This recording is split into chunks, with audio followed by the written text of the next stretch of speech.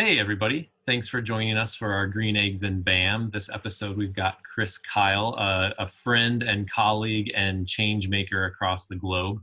The Green Eggs and BAM series is us at Verdis Group exploring with thought leaders how to create a just, resilient, and thriving future. And with this all started with in-person breakfast, hence the Green Eggs and BAM, but now we're shifting to a virtual tea and coffee chats. So we'll be sending you a bag of Artemis tea. I think you said you liked their chai, so you'll be getting some of that to enjoy here in a few days, Chris. I'm Daniel Lossie, the Chief Century Thinker at Verdis Group, where we help organizations across the country become more sustainable and resilient.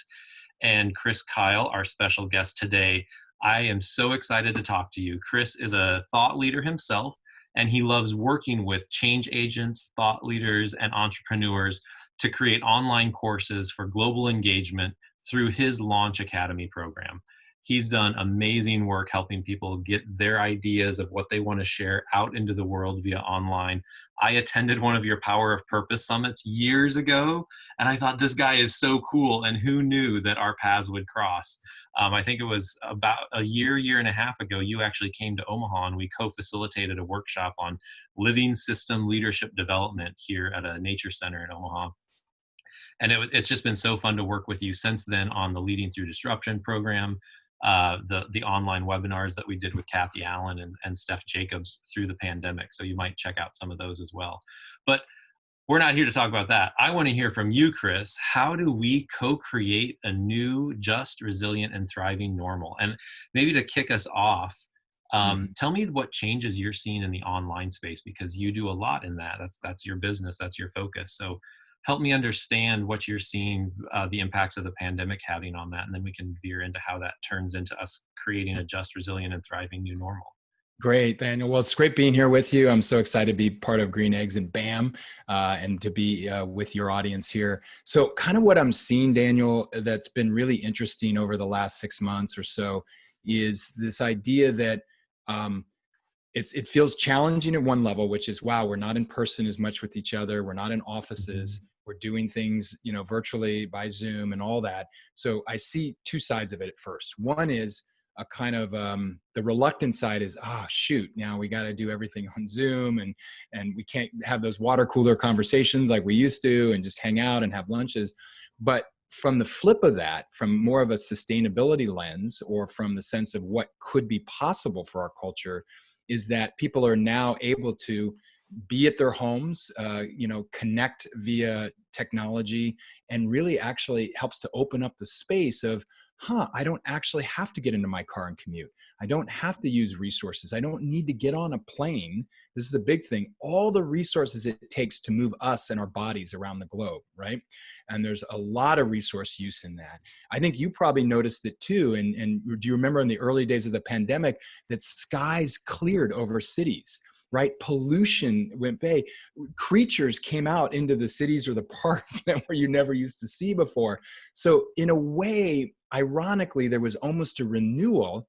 Yes, we were in our houses, we were in front of a computer screen, but many people, not everybody, many people were able to continue to do their work and were able to do it from the comfort of their own home. Maybe if they had children, they were able to be with their kids more and kind of move between work and family more fluidly.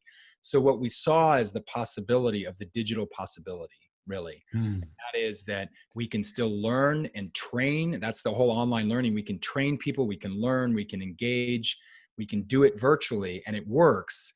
But I know it still has a cost too on us as human beings. But from a sustainability standpoint, it is a promise of what the digital world can bring, is to have far fewer resources in our modern culture used to move us around and doing things and going to workshops and going to trainings and talk to people in Florida and fly one day to go meet somebody for 2 hours all the way back. That happens all the time. And that's now not happening as much. So there is a promise and then there is a cost. Yeah. Oh, I love how you framed that up. It made me think about, on one hand, our connections of moving physical people went from global to hyper-local, right? Our pods of people that we're interacting with are so close to us. It's our neighbors. Maybe it's the neighbor we never met, but now we did because of the pandemic. But yet our connection through this digital possibility, it went from, maybe more local to hyper global. in ways that we hadn't really fully explored before.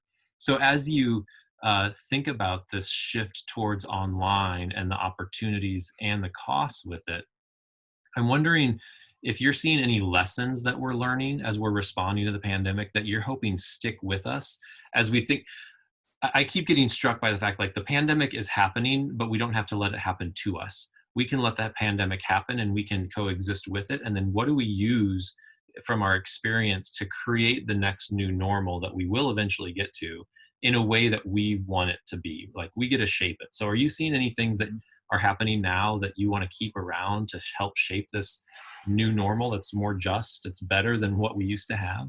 Yeah, I think what I see is more of I would actually call from the work standpoint or from people engaging in work, and then there's other places too, more of a democratization of how we can operate in our working environment. And what I mean by that is that we have the possibility now that people are getting really clear that I can choose to work for an organization and live anywhere that I need to live. So, meaning that I could live in a small town in the center part of North America or United States, wherever, and I could be working for a company that's based in Silicon Valley.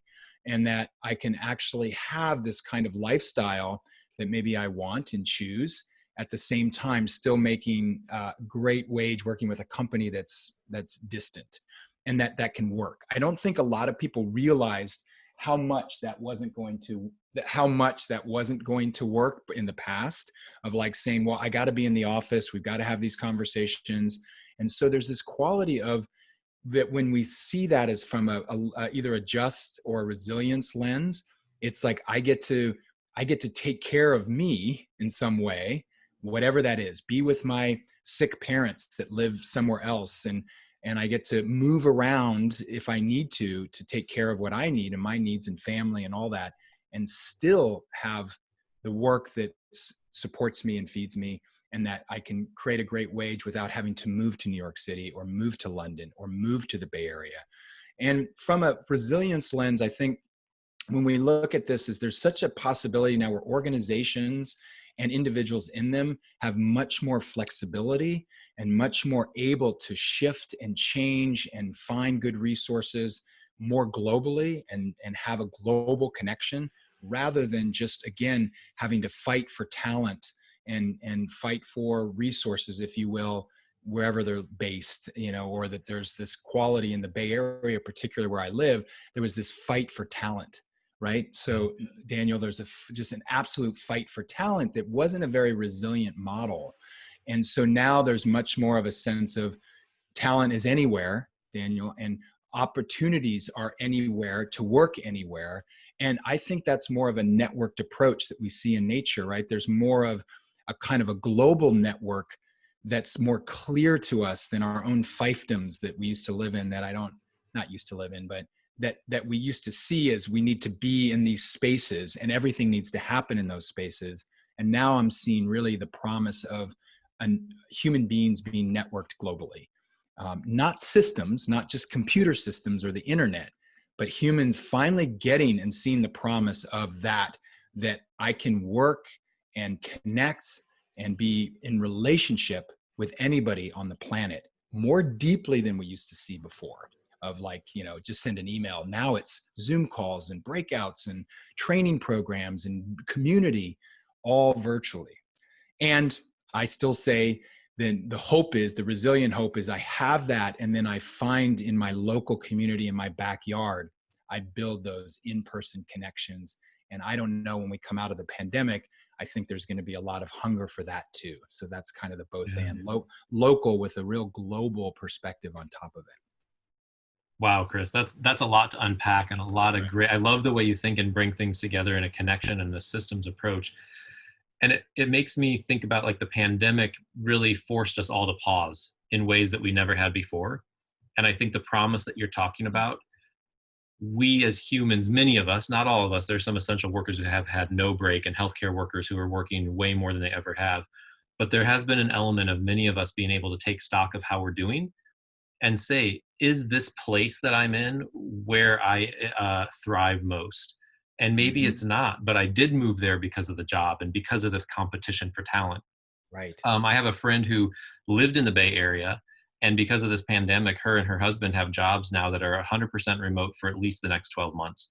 They moved to Mhm. Sitka, Alaska, and their kids are going to go to school on this island. And because it's an island, they do quarantine, and it's basically life as normal. And they don't Wow. have to wear masks or any of this stuff. And she's doing that now. And so she's going to get really connected to nature and the community of Sitka while still working for this national and her husband's global, the companies that they work for.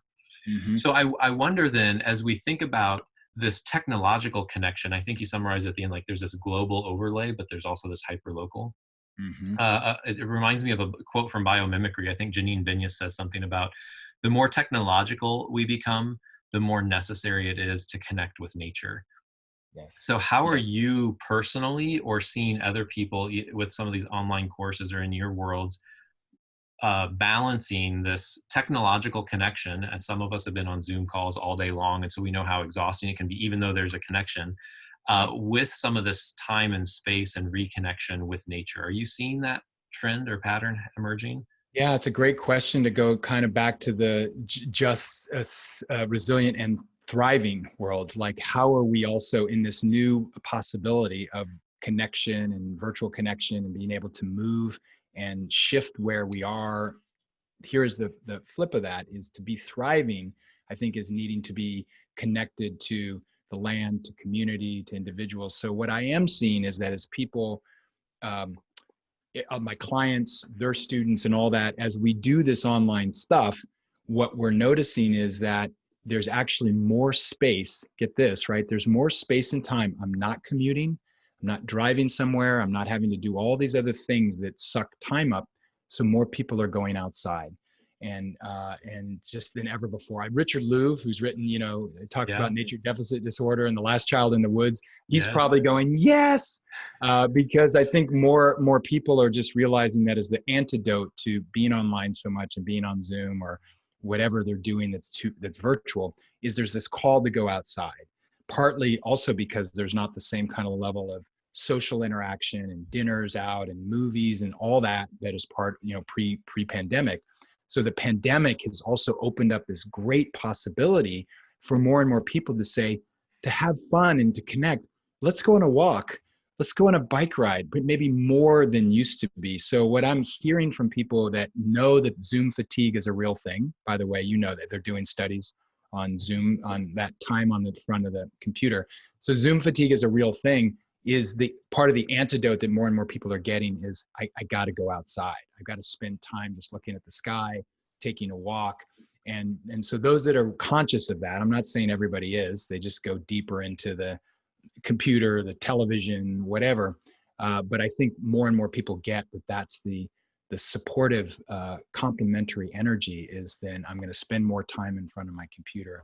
I need to spend more time outside. And I don't know about you, I'm hiking more, I'm riding more. I'm realizing that's what I need to balance myself with all this time on Zoom or on the computer. Well, that's the perfect segue because we need to wrap up so that we don't take anybody else's or add more time for them being on the computer watching these green Right. eggs and bam. But the last question is, what is it going to take for us to ensure that these new possibilities last and stick? And kind of, if I were to summarize everything you've said, it sounds like it's about right Mm-hmm. relationship with ourselves and understanding what we need, the relationships with those locally that we can connect with in person, right relationship with nature. The more that we connect with nature, it's the antidote to the screen. And then this global online connection that can be this rich, thriving thing. But if we get right relationship in those areas, what's it going to take to carry this forward so that when the pandemic does kind of lift, we have a vaccine or whatever, life goes back to normal, the good things stick? Yeah, that's a great question. Honestly, I'm not exactly sure what that, because I feel like there's a kind of a almost a read that may happen coming out of the pandemic. They'll be like, woo, kind of old habits come back in, or old bad patterns, or whatever that may be. I think what it's going to take to stick is probably at two levels. It'll be individually, and I think it'll be institutionally, or maybe even culturally, but certainly institutionally. Meaning companies as well as other institutions need to be a part of this. And I think what it's going to take to stick individually is a recognition that through all of this, I'm resilient through all of this, through pandemic. Right now in California, we're dealing with wildfires. I mean, crazy hundreds of wildfires in Northern California, toxic smoke and all that. And as we come out of the pandemic, as we come out of fire season in California, is a realization that I have the resilience and the choice to live how I want to live and to contribute how I want to contribute. And so I think there's a kind of, for me, it's about a recognition that I am better when I'm in connection and relationship with others, but I can also do that both virtually and stay connected to people all around the world in this global network. And I can feel this hunger and desire to then more be, like you said, hyper local, of really wanting to develop and deepen those relationships. And I think that connection and that network, as long as I'm feeding myself too, so that I'm nurturing myself with those nature connections and social connections, I think we're going to change. That's going to change the dynamic and the thread of how we are together as human beings in this digital world that also lets us remind ourselves that we have this beautiful, precious natural world that we need to support. And all the people that are hiking now more and being on their bikes more and all that may have a deeper appreciation. And that's my hope, to say, how am I going to be a part of saving this or making sure this precious world in the digital world is also cared for? And then institutionally, organizations need to step up, and they need to, again, create more freedom for employees, allow them to find the things that feed them and nurture them. And they, I will say this, and we haven't really talked about this, they need to take their right seat in creating the positive change that creates more sustainability, thriving employees, all that. And there, more and more companies are doing that, but that's going to be the call to action coming out of this pandemic is, wow, so much has changed. How do we support the positive change as an organization?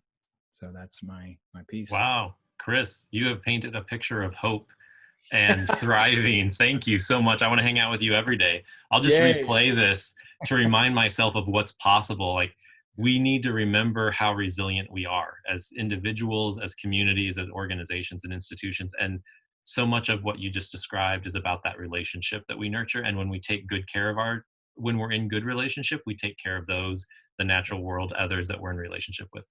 Yeah, Thank you beautiful. so much, Chris. Seriously, I am inspired and energized, and you truly painted a picture of hope of how we can create a just, thriving, and resilient future. Thank you, Daniel. It's been great being with you here for this Green Eggs and Bam. Nice. Awesome. Tune in next time, folks, for another great conversation. See ya. See ya.